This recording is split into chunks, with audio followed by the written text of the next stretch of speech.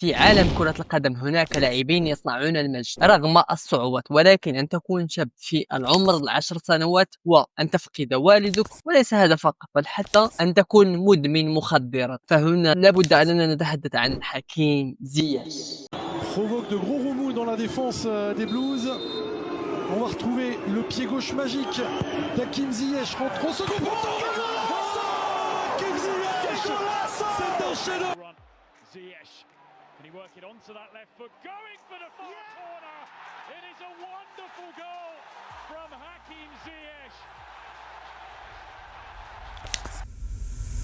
السلام عليكم، رمضان كريم، مرحبا بكم في أول فيديو من سلسلة قصة نجم. واليوم لدينا قصة اللاعب حكيم زياش. وقبل أن نبدأ لا تنسى معك اللايك واشترك في القناة لكي نستمر أن ننشر المزيد من القصص. وهيا لنبدأ في هذه القصة الرائعة.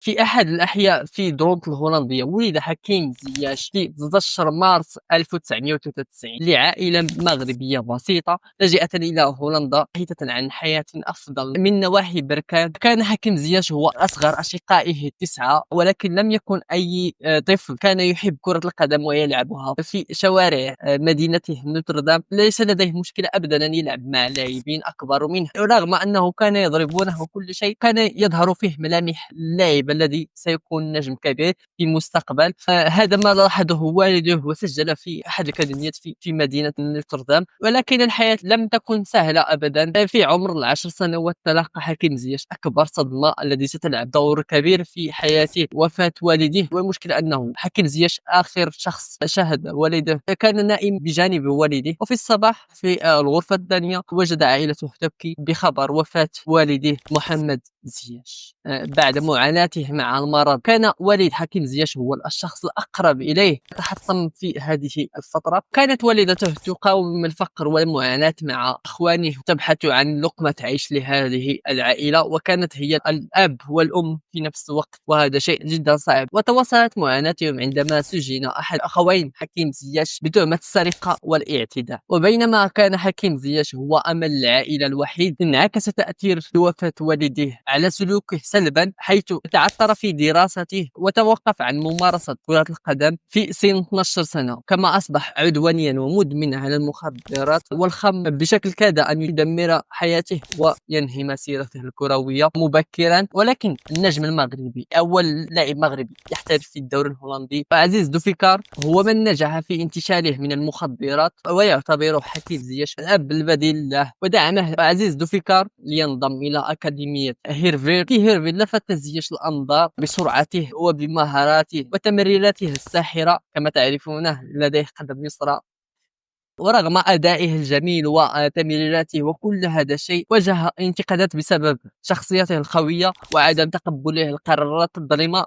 لكنه لم يستسلم أبدا وانتقل إلى نادي تيفينتي، وهناك أصبح النجم الأول للفريق. وفي سنة 2015 حصل حكيم زياش على فرصة تمثيل المنتخب الهولندي، لكن زياش رفض، وكان قراره واضحا قائلا: سألعب فقط لبلدي الأم المغرب. قراره لم يكن أبدا سهلا، لأنه واجه جميع مشجعي كرة القدم في هولندا بالكثير من الانتقادات والكثير من السب والشتم. ولكن هنا ظهرت شخصية حكيم زياش القوية جدا. لو كان لاعب آخر لتحطم رغم كل الانتقادات. أظهر حكيم زياش أنه لاعب كبير، فرض عليهم شخصيته وأجبرهم على احترامه. وانتقل بعدها إلى أياكس أمستردام، وهناك انفجر موهبة حكيم زياش مع زملائه المغاربة الكثيرين في تلك الوقت. وأصبح حكيم زياش مايسترو الفريق، وقاد أياكس لتحقيق ثنائية موسم 2018-2019، حيث حقق الدوري والكأس. وفي ليلة الإبهار، ليلة دوري أبطال أوروبا 2018-2019، كانت السنة الرائعة جدا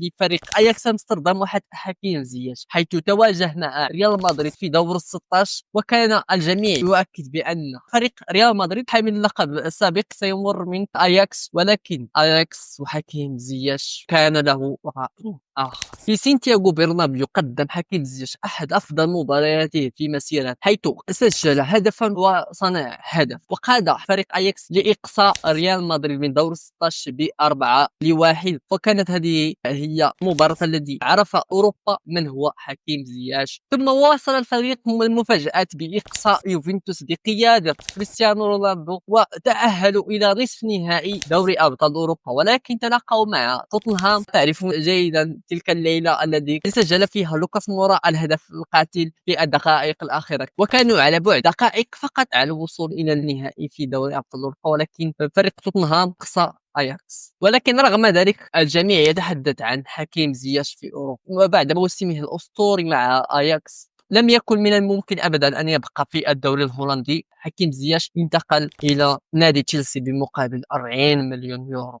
كان مدربه لامبارد هو من تعاقد مع حكيم زياش، وكان واثقا جدا، ولكن حكيم زياش لم يكن حظه جيدا، لانه في اول مباراه له انصاب وغاب عن الفريق. تشيلسي غير المدرب وتعاقد مع توماس توخيل، لم يقتنع ابدا بحكيم زياش، لم يعطيه الفرصه الكامله، رغم انه عندما يدخل دائما ما يشكل فريق كبير في المباريات، يعطيك تمريره او تمريرتين انت والمرمى. رغم ذلك لديه لحظات جدا رائعه مع الفريق، وفي سنه 2021 يحقق حكيم زياش اغلى لقب له، وهو ذات الأذنين دوري أبطال أوروبا. حقق معه حتى كأس السوبر وكأس العالم للأندية. وفي الانتقالات الشتوية في 2023 كاد أن ينتقل إلى باريس سان جيرمان مع أشرف حكيمي، ولكن فشلت في اللحظة الأخيرة بسبب فريق تشيلسي. ظل حكيم زياش بعيدا عن تمثيل المنتخب المغربي لمدة عام ونصف، منذ مشاركته في مباراة المنتخب المغربي ضد أفريقيا الوسطى في تصفيات أفريقيا، وأعلن أنه لن يلعب مجددا للمنتخب المغربي بعد أن كانت هناك الكثير من التصادمات مع المدرب خايلو لوزيتش من حكيم زياش وأمين حريت مزراوي والعديد من اللاعبين في المنتخب المغربي. قرر رئيس الجامعة فوزي القجاع عن إقالة المدرب الفريق خايلو لوزيتش بعد أن كانت لديه الكثير من التصادمات مع الفريق، بعد أن تبقت فقط 3 أشهر مونديال قطر 2022. قرار جدا غريب. المدرب الذي ستجلبه لابد أن تكون لديه انسجام مع اللاعبين وأن يعرف إمكانيات اللاعبين. أقل شيء 6 أشهر. صدمة لم تكتمل بعد، لأنه عندما أعلنت الجامعة عن تعيين مدرب ليست لديه الخبرة الكافية في المنتخبات، حتى أنه فقط من البطولة الوطنية، وهو وليد الركراكي. وهنا كانت الصدمة، وكانت هناك بعض الانتقادات. وليد الركراكي ليست لديه الخبرة الكافية لتدريب المنتخب، هو فقط مع الأندية مع الوداد البيضاوي وحتى الفتح الرباطي، ولكن أنه يدرب المنتخب المغربي كانت هنا الصدمة. نجح وليد الركراكي فوزي القجاع في إعادة هيكلة المنتخب المغربي وعودة حكيم زياش والعديد من اللاعبين. وكان حكيم زياش عبر عن سعادته بالعودة إلى المنتخب المغربي وجاهزيته قائلا: نحن الآن نخوض تجربة مختلفة في وجود جهاز فني جديد يحمل أفكار جديدة أيضا. وفي إطار تحضير المنتخب المغربي لنهائيات كأس العالم وفي الودية الثانية لحكيم زياش مع المنتخب المغربي أمام جورجيا، سجل حكيم زياش هدف عالمي بقذيفة من 66 متر استقرت مباشرة في المرمى. ونجح حكيم زياش في معادلة رقم اللاعب المغربي السابق مروان الشماخ كخامس هدافي المغرب عبر التاريخ برصيد 18 هدف. ويعد حكيم زياش واحدا من 9 لاعبين انضموا لقائمة المنتخب المغربي كانوا في النسخة الماضية بروسيا. وفتح مدرب المنتخب المغربي وليد الركراكي صفحة جديدة مع حكيم زياش، وتم إدماجه مجددا مع التشكيلة التي رحل بها إلى الدوحة قطر لمشاركة في كأس العالم قطر 2022. وبعد الأداء الجيد والتعادل مع منتخب كرواتيا والانتصار التاريخي أمام بلجيكا، أذان الدولي المغربي عن صواب مطالب الجمهور التي كانت